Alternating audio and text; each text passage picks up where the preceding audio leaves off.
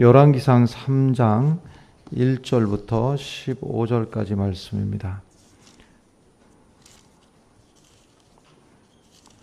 열왕기상 3장 1절부터 15절까지 말씀입니다. 솔로몬이 애굽의 왕 바로와 더불어 혼인 관계를 맺어 그의 딸을 맞이하고 다윗성에 데려다가 두고 자기의 왕궁과 여호와의 성전과 예루살렘 주위의 성에 공사가 끝나기를 기다리니라. 그때까지 여호와의 이름을 위하여 성전을 아직 건축하지 아니하였으므로 백성들이 산당에서 제사하며 솔로몬이 여호와를 사랑하고 그의 아버지 다윗의 법도를 행하였으나 산당에서 제사하며 분향하더라. 이에 왕이 제사하러 기브온으로 가니 거기는 산당이 큼이라. 솔로몬이 그 제단에 1000번제를 드렸더니 기브온에서 밤에 여호와께서 솔로몬의 꿈에 나타나시니라. 하나님이 이르시되 내가 네게 무엇을 줄꼬 너는 구하라. 솔로몬이 이르되 주의 종 내 아버지 다윗이 성실과 공의와 정직한 마음으로 주와 함께 주 앞에서 행함으로 주께서 그에게 큰 은혜를 베푸셨고 주께서 또 그를 위하여 이 큰 은혜를 항상 주사 오늘과 같이 그의 자리에 앉을 아들을 그에게 주셨나이다. 나의 하나님 여호와여, 주께서 종으로 종의 아버지 다윗을 대신하여 왕이 되게 하셨사오나 종은 작은 아이라 출입할 줄을 알지 못하고 주께서 택하신 백성 가운데 있나이다. 그들은 큰 백성이라 수요가 많아서 셀 수도 없고 기록할 수도 없사오니 누가 주의 이 많은 백성을 재판할 수 있사오리까? 듣는 마음을 종에게 주사 주의 백성을 재판하여 선악을 분별하게 하옵소서. 솔로몬이 이것을 구하매 그 말씀이 주의 마음에 든지라. 이에 하나님이 그에게 이르시되 내가 이것을 구하도다. 자기를 위하여 장수하기를 구하지 아니하며 부도 구하지 아니하며 자기 원수의 생명을 멸하기도 구하지 아니하고 오직 송사를 듣고 분별하는 지혜를 구하였으니 내가 내 말대로 하여 내게 지혜롭고 총명한 마음을 주노니 내 앞에도 너와 같은 자가 없었거니와 내 뒤에도 너와 같은 자가 일어남이 없으리라. 내가 또 내가 구하지 아니한 부귀와 영광도 내게 주노니 내 평생에 왕들 중에 너와 같은 자가 없을 것이라. 내가 만일 내 아버지 다윗이 행함같이 내 길로 행하며 내 법도와 명령을 지키면 내가 또 내 날을 길게 하리라. 솔로몬이 깨어보니 꿈이더라. 이에 예루살렘에 이르러 여호와의 언약궤 앞에 서서 번제와 감사의 제물을 드리고 모든 신하들을 위하여 잔치하였더라. 아멘. 한여름밤의 꿈. 오늘 말씀의 제목이 한여름밤의 꿈입니다마는 한여름밤에 꿈을 자주 꾸게 됩니다. 열대야 때문에 그렇습니다. 더위로 잠을 깊이 자지 못하니까 꿈을 자주 꾸게 되고 침실에 눕지를 못하고 거실 바닥에서 자는 사람들도 있고 또 일어난 불편한 잠자리 때문에 밤에 한여름밤에 꿈을 꾸게 되기도 하고 그렇습니다. 요즘엔 올림픽 경기를 보느라고 취침 시간이 늦어져서 한여름밤의 꿈을 더욱 화려하게 만들기도 합니다.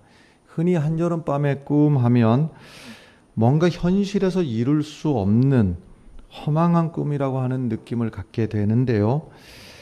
하지만 대문호 셰익스피어의 한여름밤의 꿈에 나오는 꿈이 한편으로는 허망하게 보이기도 하지만 결국은 사랑하는 사람과 결혼하게 된다는 유쾌한 꿈이기도 하지요. 오래전에 읽어서 그 줄거리가 정확하게 생각은 안 납니다만은 대략 그 내용은 아마 남녀 4명이서 서로 막 얽힌 사랑을 합니다. 자기가 누군가를 좋아하는데 또 딴 사람이 그 사람은 딴 사람을 사랑하고 또 그리고 엉뚱한 사람이 또 나 자신을 좋아하기도 하고 그래서 현실 속에서는 그것이 막 서로 엇나가고 사실은 현실이 그렇죠. 그런데 이제 요정이 나타나가지고 그 얽힌 사랑의 실타래를 이렇게 저렇게 풀어주고 그래서 대략 해피엔딩으로 끝나는 그러한 내용인 것 같습니다. 더위에 이 잠 못 이루는 한여름밤의 꿈에 말이죠. 그 꿈에 그 지긋지긋한 대출금도 좀 다 갚고 또 경제 상황도 좀 좋아지고 벌이도 좋아지고 아이 성적은 쑥쑥 올라가고, 무엇보다 말이죠, 그 복권 숫자 좀 몇 개 딱 보이면 참 좋겠다 하는 그런 생각하시는 분도 있을 것인데, 어렸을 적에 꾸었던 제 경험상 같으면 제일 아쉬웠던 게요, 길바닥에 돈이 많은 겁니다. 그래서 돈을 처음부터 많은 건 아니고 하나를 얼른 주셨을 때 그 막 기쁨이, 주머니에다가 집어넣기가 무섭게 보니까 옆에 또 하나 있길래 또 하나 집어넣고. 근데 진짜 아쉬운 거는요, 주머니에다가 그걸 잔뜩 집어넣긴 했는데 또 집어넣고 또 집어넣고, 근데 깨고 보니까 하나도 못 쓴 거예요. 이 꿈일 줄 알았으면은 그걸 좀 시컨 쓰고 더 죽기 전에, 하나 더 죽기 전에 어디 그냥 달려가서 사탕이라도 하나 사 먹었으면은 이렇게 억울하진 않을 텐데, 그런 생각이 들었던 적이 있었는데, 근데 어른이 돼서도 이런 헛된 꿈을 꾸는 사람들이 적지 않게 있습니다. 내가 꿈 한 번만 잘 꾸고 나면, 그거를 다른 말로 하면은 이거하고 비슷한 겁니다. 이번 한 건만 잘 되면, 이번 한 건만 터지면, 그게 다 비슷한 얘기인데요. 거기에 뭐라고 말해주고 싶은가 하면 그거 다 헛꿈이다. 꿈 깨라. 꿈이라는 것이 다 그렇다는 겁니다. 그런데 말이죠, 오늘 열왕기상 이 말씀을 좀 읽어보면 15절에 가보면 이렇게 되어 있습니다. 솔로몬이 깨어보니 꿈이더라, 이렇게 되어 있습니다. 솔로몬도 꿈을 꾸었는데 깨어보니까 꿈이라고 하는 것을 알았어요. 그런데 뒷얘기가 좀 다르게 됩니다. 뭐냐면 깨어보니 꿈이더라, 그래서 참 아쉽고 허탈했더라, 이렇게 끝나는 게 아니고, 깨어보니 꿈이었는데 그 뒤에 보니까 그 꿈이 현실로 되어 있더라 하는 것이 솔로몬의 이야기입니다.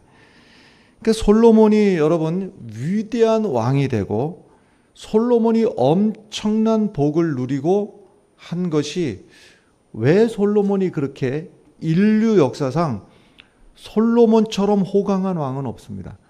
솔로몬만큼 물질을 누려보고 솔로몬만큼 왕이 되어서 외국하고 관계에 있어가지고 큰소리 뻥뻥 치고요, 다른 나라들이 침략을 하지도 못했고 오히려 주변 나라들이 조공을 바치는 그러한 세월을 보냈으니까 솔로몬만큼 모든 것을 누려본 사람은 없다, 이렇게 볼 수가 있는데, 그러면은 솔로몬이 왜 이렇게 호강을 누리고 살았을까? 제가 세 가지를 말해 볼 테니까 그 중에 여러분 한번 무엇이었을까 한번 생각해 보십시오. 첫 번째, 꿈을 잘 꿔서. 그러니까는 우리식으로 하자면 뭐 돼지꿈이라고 해야 됩니까? 아니면은 용꿈이라고 해야 됩니까? 그 좋은 꿈을 꾸어서 그렇게 복된 삶을 살았다. 아니면 두 번째는 꿈속에서 말을 잘해서 그랬을까? 하나님이 내가 너에게 무엇을 줄까? 그랬는데 하나님이 물으시는 그 물음 앞에 대답을, 딩동댕 대답을 잘해서 그렇게 복된 삶을 살았을까? 아니면 세 번째, 하나님 앞에 1000번제를 드렸기 때문에 이렇게 복된 삶을 살았을까? 여러분 생각이 어떤 것 같습니까? 먼저 이 말씀을 드리기 전에요, 지금 솔로몬이 왜 이렇게 복된 삶을 살았을까를 말씀드리기 전에 먼저 전제를 하나 해둬야 되는 말씀이 있습니다. 그게 뭐냐면요, 솔로몬이 태어나기 전에 무슨 일이 있었는가 하면 아버지 다윗이 여차저차해서 범죄한 일이 있었습니다. 그래서 그 범죄의 결과로 이제 밧세바하고의 관계에서 아들을 하나 낳게 되는데 하나님이 이것을 좋지 않게 생각하셔서 솔로몬에게 징계를 베푸셨습니다. 그 징계는 뭐냐면 솔로몬과 밧세바 사이에서 낳은 그 아들을 데려가시겠다고 하는 겁니다. 그러니까 솔로몬도 물론 자기가 범죄해서 낳은 자식이지만 그래도 자식이잖아요. 그러니까 하나님 앞에 막 울고 불고 막 매달리는 겁니다. 하나님 아니 되옵니다 하고서는. 그런데 하나님이 결국은 징계하심으로 말미암아서 그 아들을 데려가셨어요. 그러나 솔로몬이 자기가 범죄하긴 했지만은 슬프기는 또 슬픈 거거든요. 그래서 그 슬픔이 엄청나지만은 그 슬픔을 억누르고 깨끗하게 하나님 앞에 순종을 합니다. 하나님, 내가 하나님 앞에 범죄했습니다. 그 모습을 보고 하나님께서 솔로몬에게 새로 주신 아들이, 다윗에게 새로 주신 아들이 바로 솔로몬이거든요. 근데 이제 그 솔로몬이 태어나기 전에 나단 선지자를 보내가지고, 말씀을 해주시는데, 이 태어날 아이, 이제 솔로몬이죠. 이 아이의 이름을 여디디아라고 해라. 이렇게 예언의 말씀을 주셨어요. 그 여디디아라고 하는 그 말의 뜻이 뭐냐면 하나님의 사랑을 입었다 하는 겁니다. 그러니까 솔로몬이 태어나기도 전에 하나님의 예언이 임했는데 그 이름을 여디디아라, 하나님의 사랑을 입었다, 이렇게 되어 있으니까, 자, 그러면 솔로몬이 왜 이렇게 복된 삶을 살았을까 하면 먼저 전제는 뭐냐면요, 태어나기도 전에 하나님이 그냥 작정하신 거예요. 이 아이는 복된 아이다, 이 아이는 하나님의 사랑을 입었다 하고 하나님이 솔로몬이 태어나기 전부터 하나님이 작정하시고 하나님이 계획하신 것이 있다라고 하는 겁니다.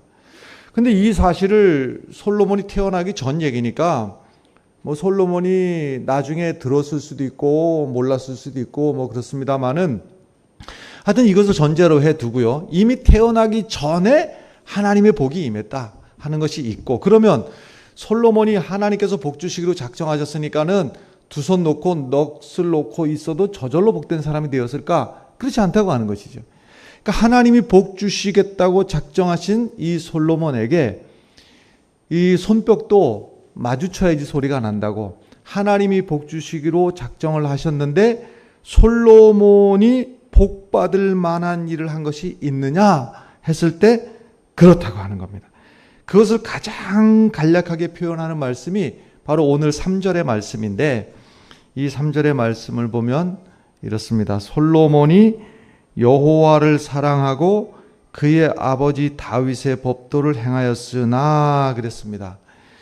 솔로몬이 하나님을 사랑하고 하나님께서 다윗에게 약속하신 그 약속, 그리고 다윗에게 지키라고 한 그 법도를 솔로몬이 다 지켰다 하는 겁니다. 그러니까 솔로몬이 복된 삶을 사는 것에 제일 중요한 포인트는 뭐냐면 아버지 다윗에게 주신 하나님의 말씀을 그대로 잘 지켰다라고 하는 것입니다. 3장 1절의 말씀에 이렇게 시작이 됩니다. 솔로몬이 애굽의 왕 바로와 더불어 혼인 관계를 맺어 그의 딸을 맞이하고, 이렇게 되어 있습니다. 아니, 솔로몬이 하나님을 사랑했다며. 그런데 어떻게 하나님께서는 이방 여인을 아내로 맞이하지 말라고 그랬는데 어떻게 이방 여인을 아내로 맞이했대? 이렇게 말씀하실 수 있는데 그 말씀이 틀린 말씀은 아니에요.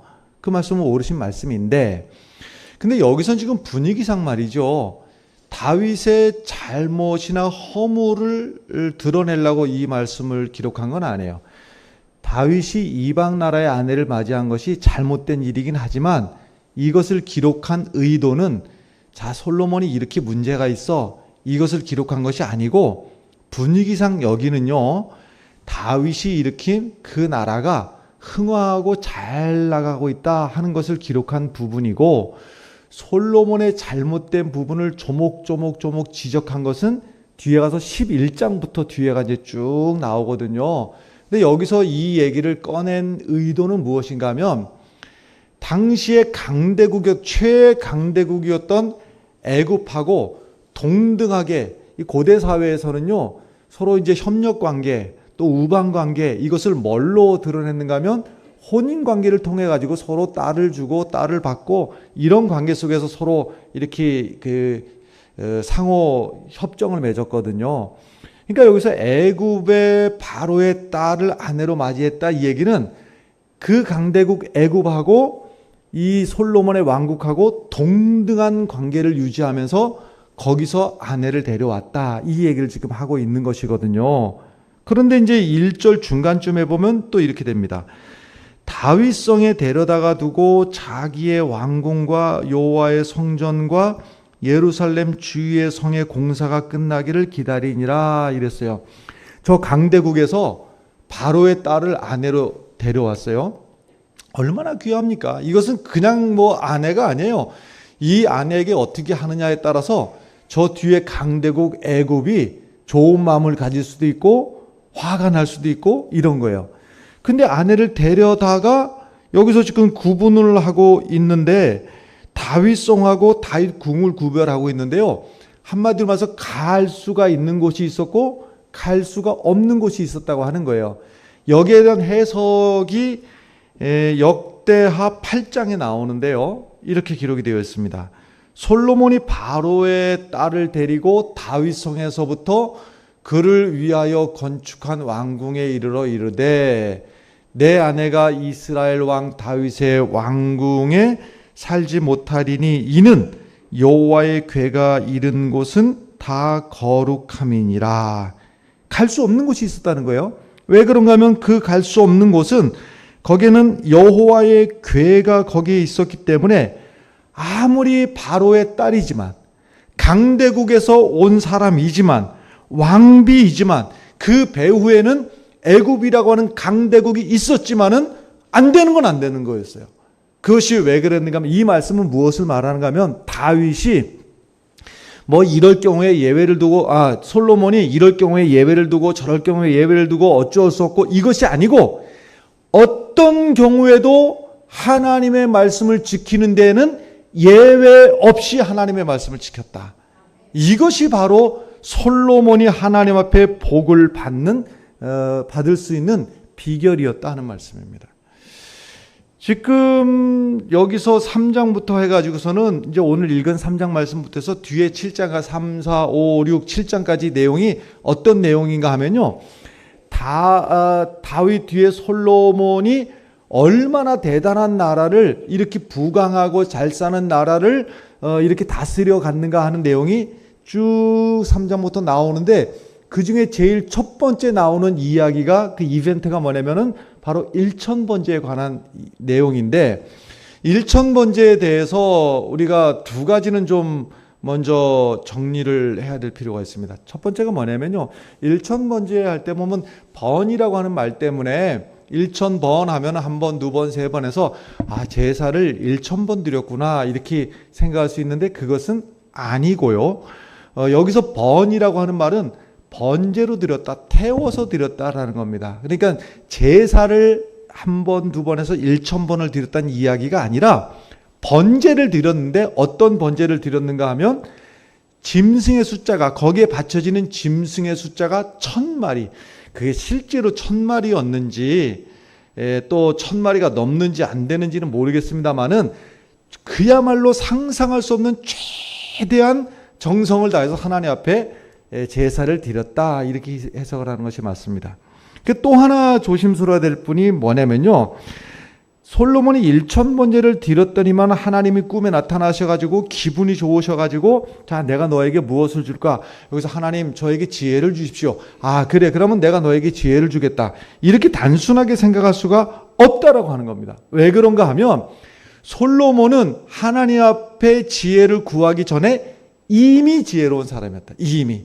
그 말씀이 무슨 말씀인가 하면 다윗에게는 아들이 몇 명 있었는가 하면 첩의 자식 말고요. 아들이 19명이 있었습니다. 19명 중에서 솔로몬은 10번째 아들이었거든요. 그런데 이제 순서적으로 하자면은 그 첫 번째 아들은 이제 없어졌어요. 두 번째 아들도 어릴 때 죽었어요. 셋째 아들도 죽었어요. 그러면 이제 네 번째 아들 아도니아가 왕이 되는 게 순서적으로 보면 맞거든요. 근데 그 아도니아를 배척하고 10번째까지 내려와가지고 19명의 아들 중에서 굳이 10번째 아들 솔로몬에게 왕위를 물려준 데는 이유가 있습니다. 그 이유를 다윗이 솔로몬에게 유언의 말씀을 하면서 이렇게 해라 이렇게 해라고 하는 얘기 중에서 무슨 얘기가 나오는가 하면 이제 부탁을 하면서 너는 지혜로운 사람이므로 하는 이 이야기가 나와요. 그러니까 너는 지혜로운 사람이므로 지혜를 총동원해 가지고 나라를 튼튼하게 하기 위해서 이건 이렇게 하고 저건 저렇게 하고 하는 이야기가 나오는데 그 이야기의 전제가 뭐냐면 너는 지혜로운 사람이므로 하는 겁니다. 이 말씀이 무슨 말씀인가 하면 솔로몬이 멍청한 사람이었다가 어느 날 갑자기 꿈속에서 지혜로운 사람이 됐다 이 얘기가 아니고 이미 지혜로운 사람이었어요. 19명 아들 중에서 가장 지혜로운 아들 솔로몬에게 왕위를 물려주었던 것이죠. 그러니 솔로몬이 멍청했다가 지혜로운 사람이 된 것은 아니다 하는 것인데, 자, 하나님이 이제 꿈에 나타나셔가지고 솔로몬에게 말씀하십니다. 그게 5절의 말씀인데 5절의 말씀 보면 기브온에서 밤에 여호와께서 솔로몬의 꿈에 나타나시니라. 하나님이 이르시되 내가 네게 무엇을 줄고 너는 구하라 하니까는 여기서 대답이 너는 무엇을 줄까 구하라 하면 예 하나님 복권 번호 이렇게 딱 이렇게 대답한 게 아니고 그 뒤에 5절에 하나님이 물으시지만은 6절, 7절, 8절, 9절까지 이렇게 쭉 길어지는데 결국 하나님이 너에게 무엇을 줄까 하는 그 대답을 9절에나 가서 대답을 그런데 말이죠 하고선 대답을 하고 그럼 그 앞에 나오는 6절, 7절, 8절은 무슨 말씀인가 하면 하나님이 베풀어 주신 은혜에 감사하고 내가 얼마나 부족한지를 아뢰고 그리고 그 베풀어 주신 은혜에 또 감사하고 나는 하나님의 이런 은혜를 감당하기 부족합니다. 이런 얘기를 먼저 쭉 얘기를 하고 나서 9절에 가서야 이제 자기 용건을 얘기를 하거든요. 6절에 보면 이렇습니다. 솔로몬이 이르되 주의 종 내 아버지 다윗이 성실과 공의와 정직한 마음으로 주와 함께 주 앞에서 행함으로 다윗이 복 받을 짓을 했으므로 하나님이 복을 주셨다라는 내용이고 그런데 6절 계속 보면 주께서 그에게 큰 은혜를 베푸셨고 주께서 또 그를 위하여 이 큰 은혜를 항상 주사 오늘과 같이 그의 자리에 앉을 아들을 그에게 주셨나이다 하는 거예요. 이 말씀이 무슨 말씀인가 하면 복받을 짓을 아버지 다윗, 아들 솔로몬이 복받을 짓을 했으니까 하나님이 상급으로 복을 주신 것이 아니라 이 얘기. 그 얘기가 아니라 하나님이 은혜로 내게 주신 것입니다. 내가 누리고 있는 이 많은 부귀영화와 이 권세는 내가 잘해가지고 얻은 것이 아니라 하나님의 은혜로 나 같은 것에게도 하나님이 베풀어 주신 은혜를 내가 누리고 있습니다. 이 얘기를 먼저 하고 있는 거예요. 그러니까 솔로몬이요 하나님을 너무 잘 알고 있는 거예요. 이것이 솔로몬이 지혜롭기 때문에 이런 얘기를 할 수 있었던 거예요. 이미 솔로몬은 이미 지혜로웠어요. 이미 지혜로워서 하나님의 그 은혜, 그래서 하나님을 사랑하는 것이 지혜이고 하나님을 사랑하는 것이 살 길이고 하나님의 말씀 앞에 순종하는 것이 내가 복을 받는 길이라고 하는 것을 솔로몬은 이미 알고 있었다고 하는 말씀입니다. 7절의 말씀 계속 보면 나의 하나님 여호와여 주께서 종으로 종의 아버지 다윗을 대신하여 왕이 되게 하셨사오나 종은 작은 아이라 출입할 줄을 알지 못하고 하나님 앞에 겸손하게 자신을 낮추고 그 말을 뒤집어 말하면요 하나님 앞에 겸손할 줄 알고 하나님이 어떤 분인지를 알고 이미 지혜로운 사람이었다고 하는 거예요. 8절 계속 주께서 택하신 백성 가운데 있나이다. 주께서 선택하신 백성 하나님의 백성이라고 하는 겁니다. 그 가운데 내가 있습니다.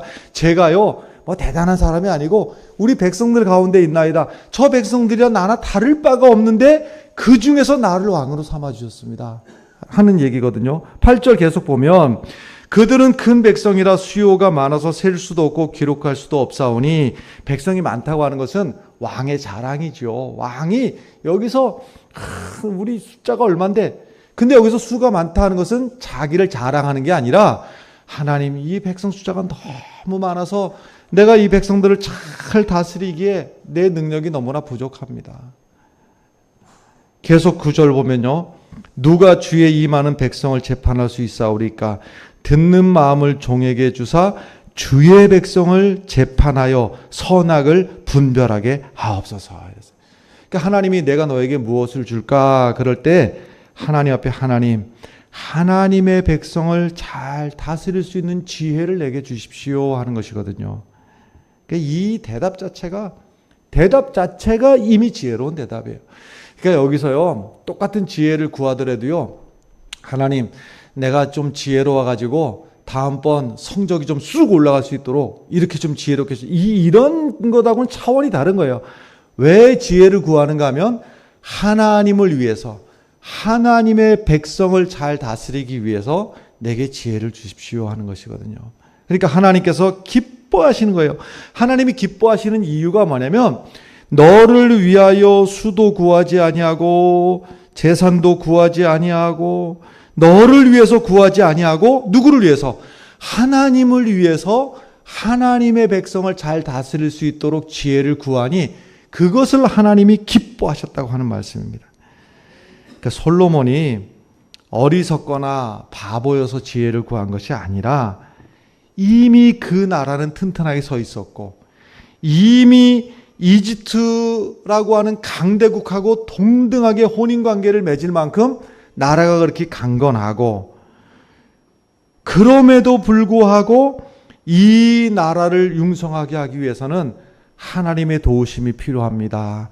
그래서 하나님 앞에 일천번제를 드렸더니 하나님께서 꿈에 나오셔서 하나님께서 응답하시기를 솔로몬과 같이 지혜로운 자가 전에도 없었고 후에도 없으리라 하셨는데 이거 엄청난 얘기죠. 근데 꿈을 깨보니 허무하더라가 아니라 꿈을 깨보니 현실이 되었다라는 것입니다. 그 뒤에 바로 무슨 얘기가 이어서 나오는가 하면 그 유명한 솔로몬의 재판 이야기가 나오죠. 두 어머니가 아들을 가지고 서로 내 아들이라고 막 할 때 여기서 재판하는 명재판 이야기가 나오고 솔로몬이요 잠언을 남겼고 전도서를 기록했고 아가서를 기록했고 시편의 일부를 기록했고 조금 넘어가서 4장 32절부터 보면요 이렇게 되어 있어요. 그가 솔로몬이죠. 잠언 3000가지를 말하였고 그의 노래는 1005편이며 그가 또 초목에 대하여 말하되 레바논의 백향목으로부터 담에 나는 우슬초까지 하고 그가 또 짐승과 새와 기어다니는 것과 물고기에 대하여 말한지라. 그 다음에 34절 보면 사람들이 솔로몬의 지혜를 들으러 왔으니 이는 그의 지혜의 소문을 들은 천하 모든 왕들이 보낸 자들이더라. 그랬어요.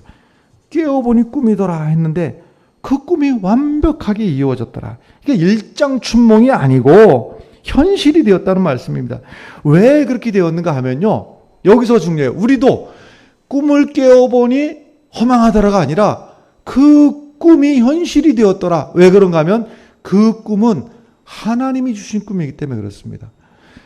이 꿈을 꾸기까지 하나님 앞에 서는 길만이 하나님을 사랑하고 그 말씀을 순종하는 길만이 하나님께서 복을 주신다고 하는 사실을 솔로몬은 알았던 겁니다.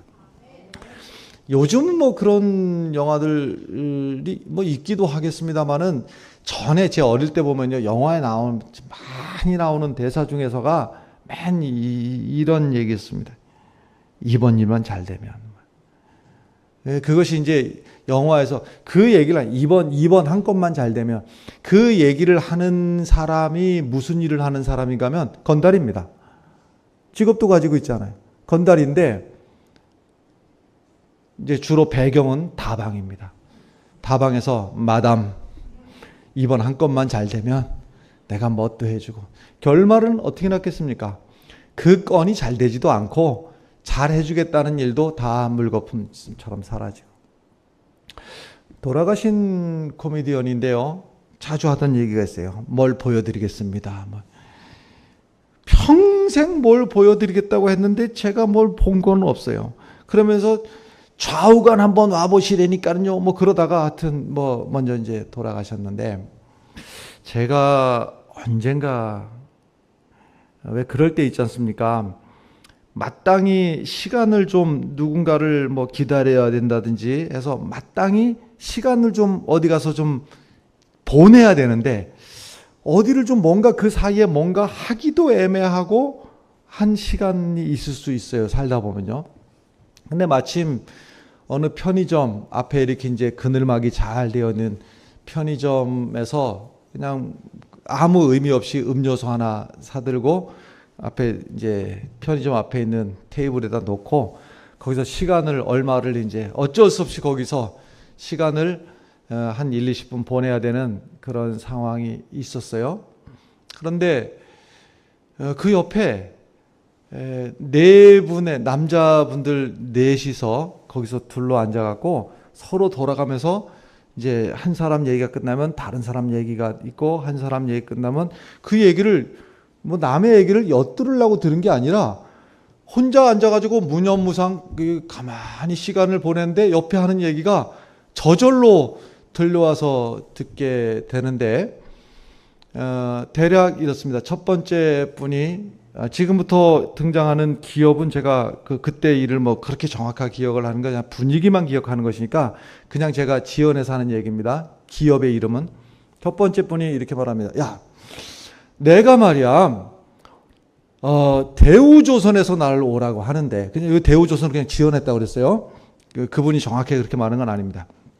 대우조선에서 나를 오라고 하는데 1년에 연봉을 8천만 원밖에 안 준다고 그러네. 내가 8천만 원 받고 거기 갈 놈이냐? 내가 그래서 안 간다고 그랬어. 속으로다가 나 같으면 가겠는데, 연봉 8천이면. 그 옆에 있는 사람이 또 말을 합니다. 야, 그럼 말도 마라. 나는 말이야 삼성에서 오라고 그랬는데 내가 안 가고 있잖니.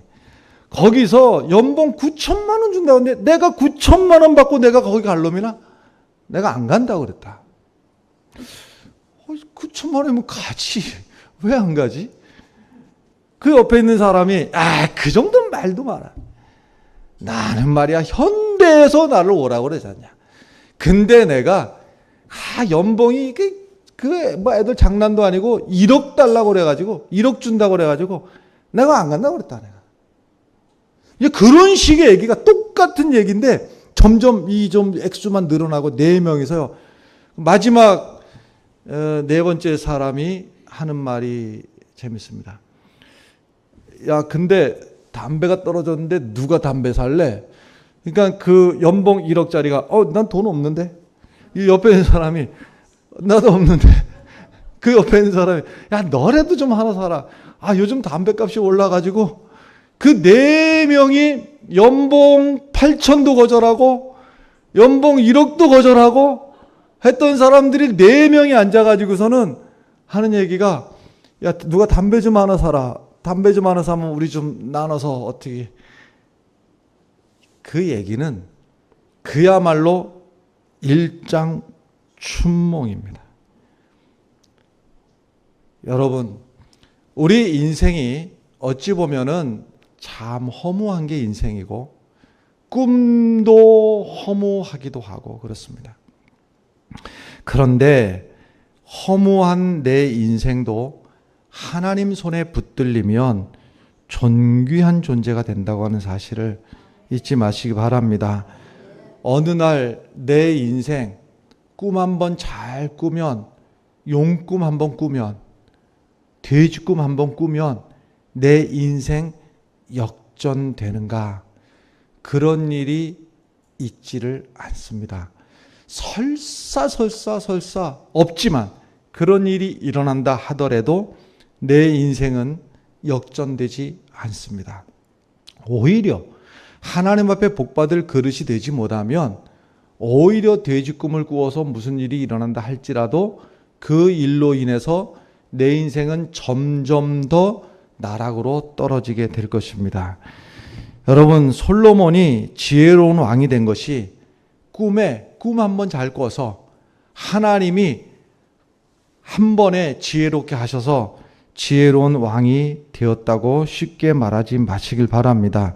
오히려 그의 마음속에 하나님을 사랑하고 하나님의 법도를 지키고 하나님 앞에 충성하고 헌신하고 아무리 왕이지만 되는 것과 되지 않는 것을 구별하며 살았기 때문에, 하나님을 사랑했기 때문에 하나님 앞에 복받는 존재가 되었습니다. 솔로몬이 잠언에서 이 모든 것을 고백하면서 말하기를, 잠언서 9장 10절에 여호와를 경외하는 것이 지식의 근본이요 거룩하신 자를 아는 것이 명철이니라. 하나님을 사랑하는 자가 가진 꿈은 참으로 아름답고 귀한 현실이 됩니다.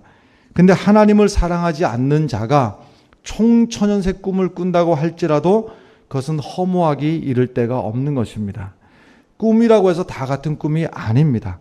하나님을 사랑하는 자가 꾸는 꿈은 현실이 될 것이고, 하나님의 손에 잡히면 허무한 꿈도 아름다운 현실이 될 것입니다. 여러분, 꿈보다 해몽이라고 하는 말이 있습니다. 우리는 믿음으로 고백해야 됩니다. 꿈보다 해몽, 그것도 좋은 말이죠. 어떤 꿈을 꾸어서도 어떻게 해석하느냐에 따라서 결과는 달라진다는 것인데, 근데 신앙의 고백으로 하자면요, 꿈보다 해몽이라는 말보다 꿈보다 하나님 사랑, 꿈꾸는 것보다 더 중요한 것은 하나님을 사랑하는 일입니다. 시편이 150편인데요. 그 중에서 표제가 있는 시가 있고 표제가 없는 시가 있는데, 표제가 있는 시 중에서 정확하게 솔로몬이 지은 시 이렇게 되어 있는 것은 딱 2편입니다. 그것이 그 중에 하나가 시편 127편이고 또 하나는 시편 72편이고, 이 두 개 앞에는 솔로몬이 지은 시라고 딱 되어 있습니다. 그 솔로몬이 지은 시 시편 127편 1절 2절의 말씀은 아마 오늘 우리에게 주신 말씀의 결론이 아닐까 싶은 생각이 드는데, 여호와께서, 너무나 여러분 잘 아시는 말씀이죠. 여호와께서 집을 세우지 아니하시면 세우는 자의 수고가 헛되며, 여호와께서 성을 지키지 아니하시면 파수꾼의 깨어있음이 헛되도다. 그리고 2절에 계속해서 너희가 일찍 일어나고 늦게 누우며 수고의 떡을 먹음이 헛되도다. 하나님 없이 내가 애쓰는 일은 헛된 수고를 할 수가 있고 괜한 일이 될 수가 있는데, 그러므로 여호와께서 그의 사랑하시는 자에게는 잠을 주시는도다. 그러므로 이 말씀이요, 히브리어 성경 그대로 직역을 하자면 이렇습니다. 그러므로 여호와께서 사랑하시는 자에게는 잠을 자는 동안에도 복을 주신다. 여러분들이 바로 헛된 꿈의 주인공이 되지 마시고 바로 이 말씀의 주인공들이 되시기를 간절히 바랍니다. 함께 기도하겠습니다. 하나님 은혜 감사합니다. 오늘 주신 말씀 잘 간직하며 헛된 꿈 꾸지 않게 하시고 하나님 앞에 하루하루를 순종함으로 하나님께서 복 주시는 삶을 살게 하여 주시옵소서. 예수님 이름으로 기도하옵나이다. 아멘.